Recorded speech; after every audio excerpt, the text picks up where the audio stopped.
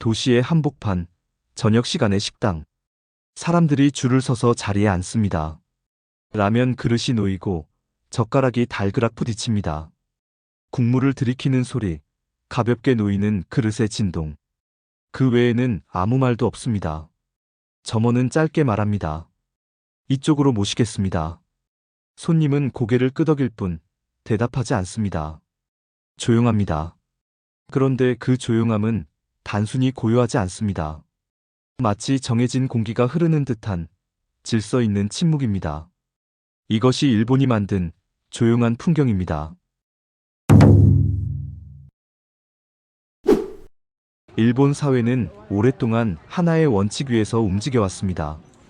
메이와쿠, 즉 타인에게 피해를 주지 않는다.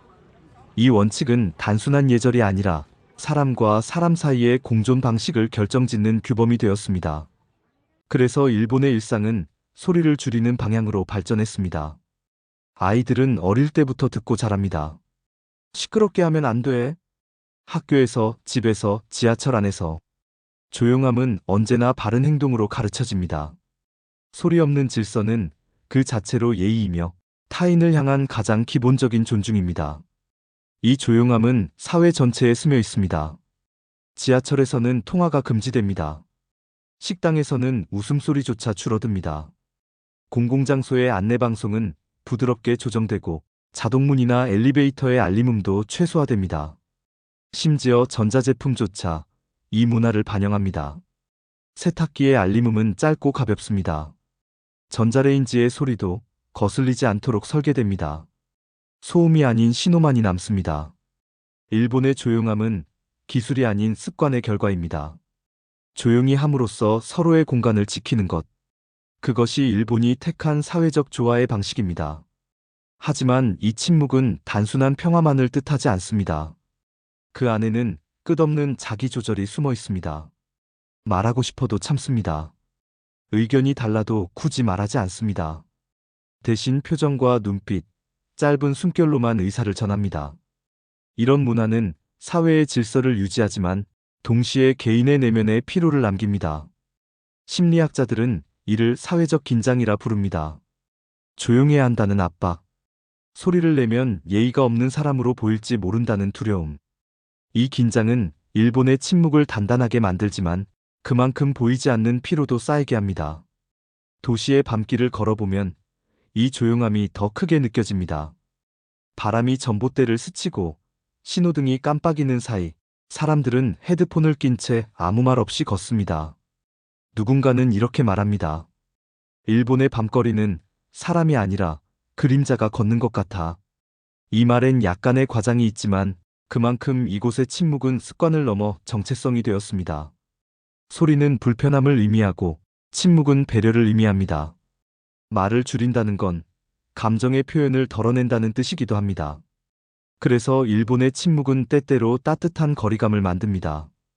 가깝지만 완전히 닿지는 않는 거리. 그 사이에서 관계는 부드럽게 유지됩니다. 그러나 이 풍경은 모든 문화에 통하지는 않습니다. 서양의 사회에서는 말하는 것이 곧 존중입니다. 의견을 표현해야 참여로 인정받고 침묵은 종종 무관심으로 해석됩니다. 반면 일본에서는 그 반대입니다. 조용함이야말로 예의이며 상대를 방해하지 않는 것이 최고의 존중입니다.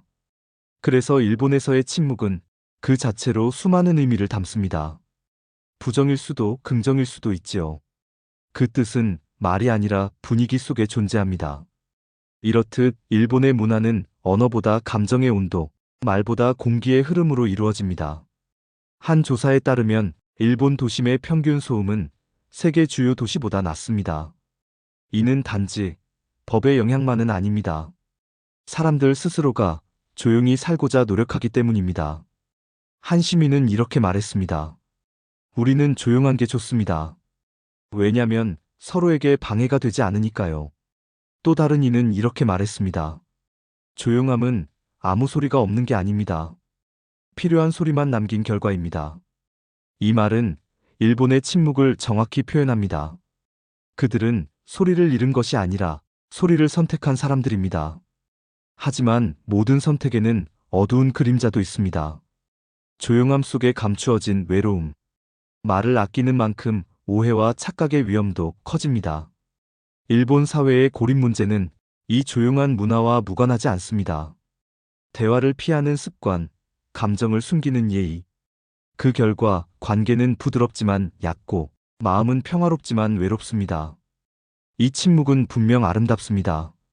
그러나 그 아름다움은 어쩌면 긴장 위에 세워진 균형일지도 모릅니다. 식당 안, 다시 들리는 그릇의 소리. 그 순간 깨닫게 됩니다. 이곳의 침묵은 아무 소리 없는 정적이 아니라 서로의 존재를 조용히 인정하는 하나의 대화인 것입니다. 그들은 소리 없는 예의로 서로의 공간을 지켜가고 있습니다. 전철 안에서, 식당 안에서, 그리고 거리의 한 모퉁이에서